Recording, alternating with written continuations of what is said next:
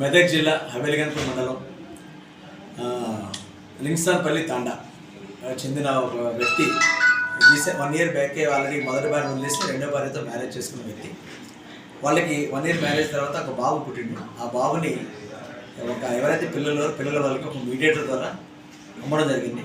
ఈ విషయం ICDS ఎవరైతే ఇన్ఛార్జెస్ ఉన్నారో వాళ్ళు మా దృష్టికి తీసుకురావడం జరిగింది. ఇమీడియట్గా మనం పోలీస్ టీమ్స్ ఫామ్ చేసి వాళ్ళు ఎక్కడున్నారంటే ఇల్లు ఆల్రెడీ లాక్ చేసింది. లాక్ చేసిన వెంటనే ఎస్ఐ గారు హవేలిగన్పూర్ ఎస్ఐ సత్యనారాయణ గారు ఇమీడియట్గా వాళ్ళ టీమ్స్ ద్వారా మొత్తం ఎక్కడ పోయిందని ఎంక్వైరీ చేసి కామారెడ్డి జిల్లా విలేజ్లో వాళ్ళని అమ్మేశారని తెలిసింది. మొత్తం వాళ్ళంతా ట్రేస్ చేసి ఎర్లీ మార్నింగ్కి తీసుకురావడం జరిగింది. ఆ బాబుని ఎవరైతే ట్రేస్ చేసి సఖీ భరోసా సెంటర్లో పెట్టడం జరిగింది. వాళ్ళ తల్లికి హ్యాండ్ ఓవర్ చేసినాం.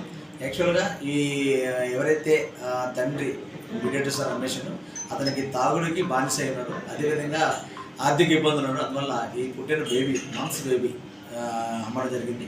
అమ్మేసి 5 లక్షల వరకు వాళ్ళు బేరం పెట్టడం జరిగింది. చివరికి 1,70,000కి బేరం గుర్తుంచుకుని పేపర్స్ కూడా అగ్రిమెంట్ పేపర్స్ రాసుకుని వాళ్ళకి హ్యాండ్ అవుట్ చేయడం జరిగింది. ఈ విషయం తెలిసిన వెంటనే ఎస్ఐ గారు ఇమీడియట్గా స్పందించారు. మా ఎస్పీ గారి దృష్టిలో పెట్టి ఇమీడియట్గా టీమ్స్ అయి ఫామ్ చేయడం జరిగింది. వెంటనే ఈవేళ మార్నింగ్ అలా ట్రేస్ చేసినాం. దీని మీద FIR కూడా కేసు రిజిస్టర్ చేసాం. క్రైమ్ నెంబర్ 61/26 అది JJBINSలో కేసెస్ రిజిస్టర్ చేసి ఎస్ఐ గారు ఇన్వెస్టిగేట్ చేస్తున్నారు ఈ కేసుని. ఈ ఎవరైతే మీడియేటర్ నాగరాజ్ గతంలో కూడా ఇటువంటి కేసులు ఏమైనా ఉన్నాయా లేదని కూడా ఎంక్వైరీ చేసాం. కానీ ఇదే మొదటి కేసుగా మా దృష్టికి వచ్చింది. దయచేసి ఈ కేసులో పిల్లల్ని అమ్మడం కానీ కొనడం కానీ మీడియేటింగ్ చేసిన కానీ మొత్తం అందరూ కూడా ముద్దాయిలు అవుతారు.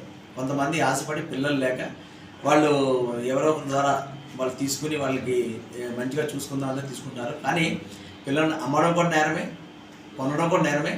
వీళ్ళకి ఎవరైతే మీడియేటర్గా వ్యవహరిస్తారో కూడా వాళ్ళు కూడా నేరస్తులే.